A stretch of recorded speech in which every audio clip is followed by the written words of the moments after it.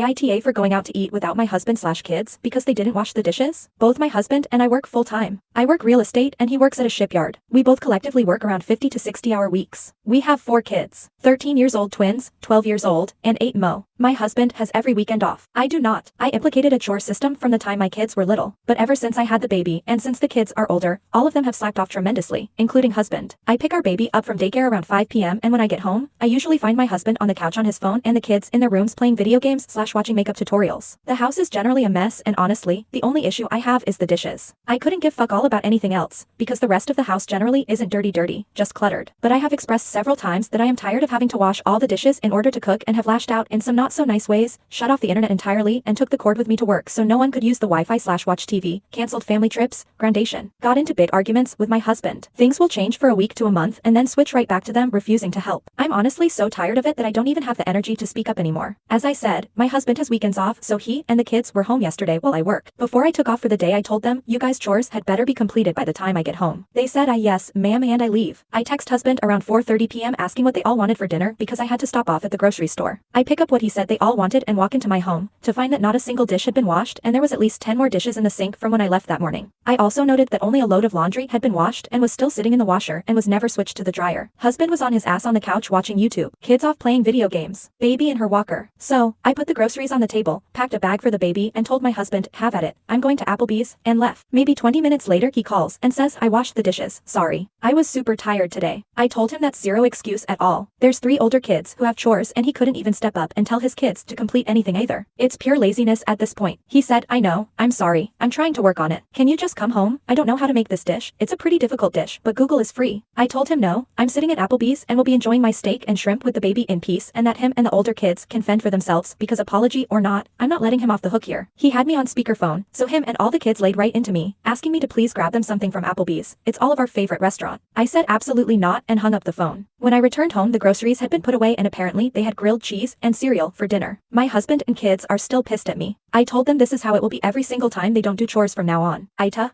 I corrected my daughter's story, and now she's facing backlash. At the start of this school year, I, 36F, noticed things felt different when I drove my daughters, 16F, carpool. The girls I'd known since they were young were now quiet around me, only giving one-word answer. When I asked my daughter, she said they were just tired from practice, so I didn't think much of it. Last Friday, I attended my daughter's volleyball game and sat with a few moms I know. I hadn't seen most of them since last spring, but they were distant, just like their daughters. I assumed it was because I hadn't been to a game yet, but after a while, I directly asked what was going on. One of the moms started defending my daughter, which led to her saying that my daughter had told everyone I had reacted terribly when she came out as gay over the summer. According to the story, I had told her she would be kicked out at 18 and left with no inheritance. The problem is that none of this is true. When my daughter came out, I hugged her, told her I loved her, and assured her it was completely okay. Hearing this, I was shocked and immediately clarified that this wasn't the real story. I shared that I had always supported my daughter and her identity. I admit that I was mainly upset at the way these moms saw me, and I didn't immediately think about the impact this would have on my daughter. I even mentioned that I took my daughter to the Pride Parade and showed them that I had a pride flag emoji in her contact info, along with hearts and smiles. Eventually, the moms admitted that the story their daughters told didn't seem to match my personality and had only believed it due to how strongly their daughters insisted on it. When we got home, I sat down with my daughter, told her I knew about the story, and asked her why she had said it. I won't share the full details of our conversation, but I told her she needed to talk to her friends, apologize, and learn from this. I encouraged her, saying her friends might come around in time, and if not, she could make new friends. By Sunday night, we felt she had a good plan to approach things on Monday. Unfortunately, Monday was a disaster. I can't share too much, but there were 2 serious incidents at school, and we had to involve the administration to address bullying. Since then, my daughter hasn't spoken to me, staying up all night crying. I feel terrible and just want to comfort her, feeling guilty that I might have caused this.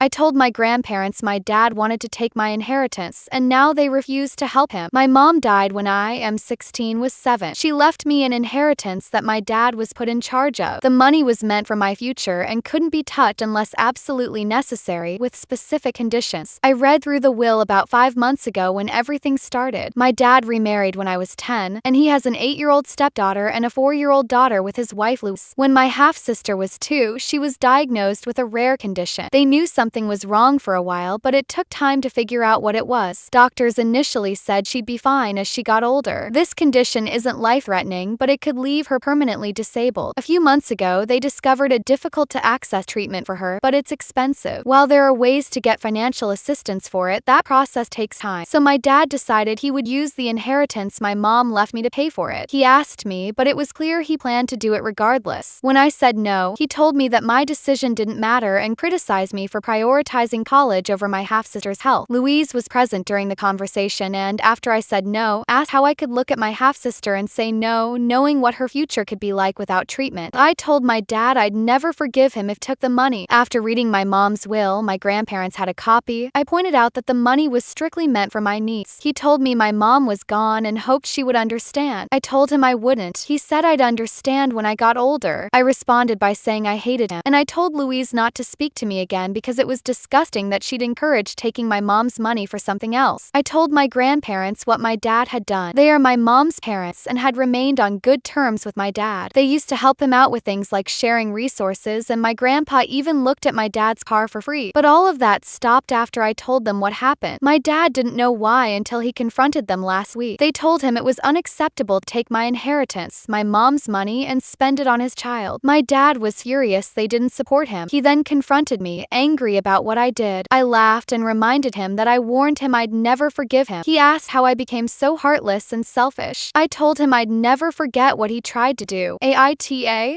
I just realized I'm the golden child. I, 15M, have an older sister, 16F. Although we're only a year and a half apart, we're completely different. I'm very social and have never had trouble making friends. I love going out and playing sports. I hate studying, but despite that, I do well in school, and even though I'm considered the A-class clown, most teachers seem to like me. My sister, on the other hand, is very shy and introverted. She loves reading and studying, and she's one of the top students in her class with a 4.0 GPA. She has a small group of friends, but she almost never goes out with them. She just likes to stay in her room. Growing up, my sister was always jealous of me, always saying that our mom preferred me over her. Whenever we brought this up, our mom reassured us that she loved us equally. Mom always told me to ignore my sister's comments, saying she was just jealous of me. Recently, our mom took both of us to a clinic for a comprehensive psychological evaluation. This was mainly because my sister was stressed about what she's going to study in college, and mom thought it would be good for me too. The evaluation included an IQ test, personality test, spatial vision test, memory test, and others. My sister outperformed me in almost every aspect. She has an IQ of 140, mine is 122. The only test I scored slightly better in was the memory test. I always thought I was smarter than my sister because I hardly study and still do well in school, while she works much harder for slightly better grades. My mom was also surprised by my sister's results. We thought we didn't know she was that smart since she's very quiet, so it's harder to measure. However, last weekend we watched some old home videos, and I was shocked. Almost every video featured me singing, dancing, talking to the camera, while there were hardly any of my sister. My mom said it was because my sister didn't like being in front of the camera, but she was only 1 to 4 years old in these videos. I also had 6 big birthday parties growing up, while my sister had only 3, despite being older. There's even no video of her middle school graduation, just a few photos. I started to think, and there are a lot of examples of my mom favoring me over my sister. Now, I'm questioning everything. I feel embarrassed and don't want to talk to anyone I know about this. I also don't want to admit to my sister that she might have been right all along because I'm afraid she'll become difficult. Edit. My sister made a comment, but it's lost in this sea of comments, so I'll just put it in an edit. Hi people, OP's sister here. My brother came to my room to talk to me and showed me this post he made about the situation. We are talking right now, but I just need to make this quick comment. To all the people being unkind to my brother, please stop it. He doesn't warrant it. We have a good relationship, as he said in another comment. We play chess and tennis together, the only physical activity I actually like, and we are always watching something together. Right now it's the boys. He also always pops into my room to talk, sometimes annoy me. I am not going to distance myself from him, or my mom, after college. Although he didn't mention it in the post, I'm on the autism spectrum, and I have a strong feeling this is the main reason why my mom treats us differently. But my brother has never made me feel bad for being on the autism spectrum in any way, and he has helped me a lot with making friends and social interactions in general. Matt, this is for you. I'm sorry that I made you feel invalidated before when mom treats you better. I know it's not your fault, and I know I can be unkind sometimes. I'm making this a public promise that I'll not do this anymore. I loved that you came to talk to me. This is something that I have noticed since I can remember, and I'm really happy that you are now seeing this too. Bye. People.